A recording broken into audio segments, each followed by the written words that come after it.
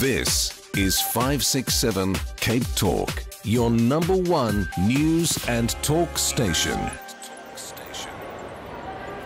Hi, I'm Bianca Resnikov and we're at the Design Indaba, where over 2,000 Capetonians and people from all around the world, both young designers and leaders in the field, have flocked to the Cape Town Convention Centre to listen to a program of international inventors and creators talk about design.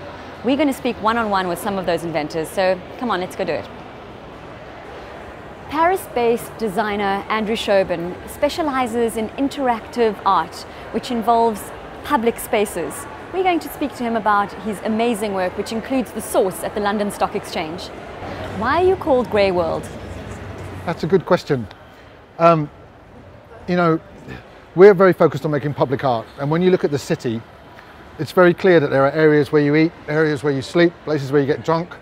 A lot of Grey World's work really is created for the threshold areas, the grey bits in between those zones, the bits that really aren't defined as special places, but there are those places that you pass through 1,000 times a day to get to those places. In actual fact, those zones are probably the most interesting places in the city from our point of view, because they allow the widest form of interaction. We can put our installations there and people can play with them free from the distractions of the other areas. So we're very excited. That's really where Grey World comes from, that notion of the threshold, the liminal zone. Which artists or designers have had the greatest influence on your work? Okay, I'm going to be controversial maybe. There are very few, very, very few.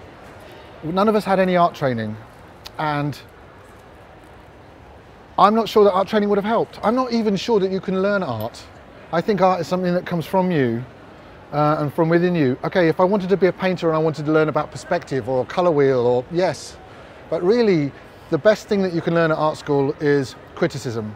Why did you make those choices? So when I think about other artists that have been before, obviously we have to thank the Duchamps and the people who allowed installation, the people who allowed our stuff to be considered, if you like, as art. But largely speaking, our inspiration comes from the city, from people, and from the way in which people interact with the town. So that's probably our most inspirational thing. If design is a social commentary on the world, what does your work say? Our work says very little. Our work allows play, and it allows, if anything, a double take, a look again at parts of the city which are usually ignored and forgotten. We don't have a political goal with a big P. However, we get used politically, if you like, quite a lot. A town planner who wants to attract people into an area of the city that's been neglected, for example. And we're very happy to do that. We get commissioned sometimes by a product. They want our art and they want to say, look what we did, we brought this to you. We're happy to do that too. But largely, what we're about is, if you like, raising up the human's innate desire to play and play with each other and be a child again. Why that gets crushed, I'm not sure, but thankfully we can play in the city. Tell us about the inspiration behind your latest project, The Sun, at Trafalgar Square in London. We were approached by a big brand who wanted to do something. They wanted an artwork of ours. Unfortunately, in Cape Town at this time of the year, it's absolutely beautiful. But in London at this time of the year, it's dark, it's cold, it's wet. Sometimes there's snow. No one's got any money. It's a Monday. It's shit. We thought the best thing to do really was to create a sun. We made a 2.5-ton sun. We suspended it on a 200-ton crane, 40 meters in the air, with 260,000 watts of electricity. And with that, we illuminated Trafalgar Square and gave London an extra 3 hours of dawn and an extra 3 hours of sunset. We were quite staggered at the success of it, simply through everyone tweeting and taking photographs. It was the second highest trending topic on Twitter in the world for 2 days. It was mental, second only to Justin Bieber, whoever he is. So basically it was a really exciting thing, and the brand was very happy. We were really happy, and the chance to work in Trafalgar Square, can you believe that? That was so cool. Well, the funny thing about it is that the sun itself didn't produce any heat.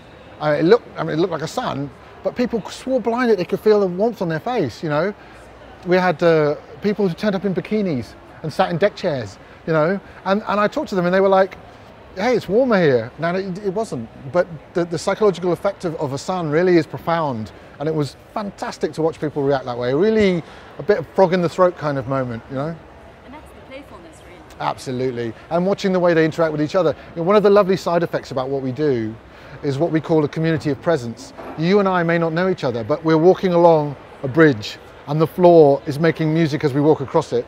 And I turn to you and I say, this is amazing, or what a pile of rubbish, or what, and just for that moment, although we've walked next to each other forever, we have that interaction. And that's a lovely side effect of all of these installations. Do you like your work to stand out on a podium, or would you like it to organically blend into its environment? Yeah, I mean, the podium is ridiculous. I mean, that's why I find galleries odd. I mean, what a strange place to go and see art. I mean, what could be any less inspiring than a big white box or something stuck on a plinth? No, no, no. If you can clearly see the line between our work and the city, then we failed. You know, our work really needs to have come out of the city, needs to have erupted from the city. And so, no, the clear delineation, absolutely, and this is why we're installation artists, not really sculptors, because our work is an absolutely integral part of the city. What message would you like to send out to young designers who are trying to get their work into the public domain? Here's the answer: don't give up. The only difference between you and the people who succeed is that the ones that succeed keep going. Okay, there are those ones who start and 3 days later they're superstars, but largely that doesn't happen to any of us.